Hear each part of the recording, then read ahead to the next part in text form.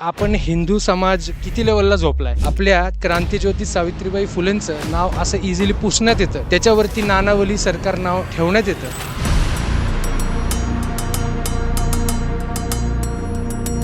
नमस्कार, मी आज कुठं आलोय तुम्ही विचार पण नाही करू शकणार. आपण बघू शकता इथं पत्ते पडलेले आहेत, निरोध पडलेले आहेत, महिलांचे कपडे पडलेले आहेत, पुरुषांचे कपड्यांचे तुकडे पडलेले आहेत, सगळा कचरा आहे. आणि या प्रॉपर्टीच्या भिंतीच्या खिडक्या सुद्धा चोरून नेलेल्या आहेत. इथं मेटलचे तुकडे सगळे चोरून नेलेले आहेत. आपल्याला प्रश्न पडला असेल, मी कोणत्या भंगाराच्या तर दुकानात आलो नाहीये ना. आता जरा इथं वरती बघा, हा आहे प्रभाग क्रमांक 14 नाशिक मधली पाण्याची टाकी.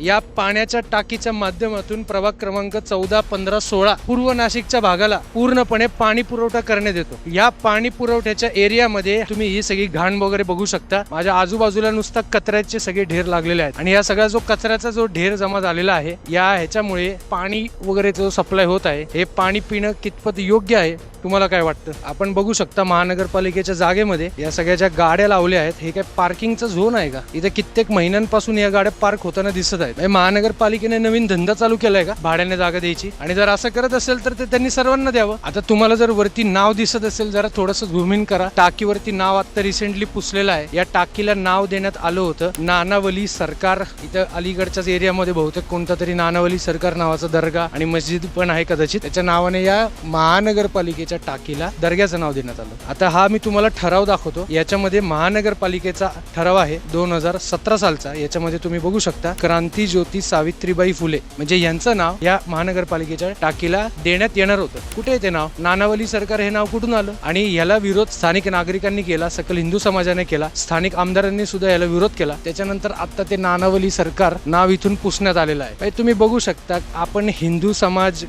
काय किती लेवलला झोपलाय. आपल्या क्रांतीज्योती सावित्रीबाई फुलेंचं नाव असं इझिली पुसण्यात येतं, त्याच्यावरती नानावली सरकार नाव ठेवण्यात येतं, तरी सुद्धा आपल्याला काहीच फरक पडत नाही. इथं सगळा कचऱ्याचा ढिगारा लागलाय. आणि नाशिक महानगरपालिकेच्या हद्दीमध्ये जे लोक दर दिवशी पाणी पितात, हे पाणी इथूनच येतं. मगाशी मी तुम्हाला व्हिडिओमध्ये मुद्दामून त्या सगळ्या घाणीमध्ये जाऊन दाखवलं. ते जे क्वार्टर्स आहेत ना, ते इकडचे जे गव्हर्नमेंटचे अधिकारी किंवा कोणी सिक्युरिटी गार्ड यांना राहण्यासाठी ती सगळी जागा वगैरे ते सोय केली होती. त्याच्यात पण भ्रष्टाचार. ते बिल्डिंग बांधण्यामध्ये काय तुमच्या बापाचा पैसा गेला का? कोणाचा तरी पैसाच गेला ना, टॅक्स पेअरचा पैसा गेला ना. कुठे ती प्रॉपर्टी पडीक आहे. सगळे तिथं संडास करून ठेवली आहे. जुगार, दारूच्या बाटल्या, काय काय घाणेरडे प्रकार तिथं चालू आहेत. नाशिककरांनो, उठा जरा, जागे व्हा, उठा.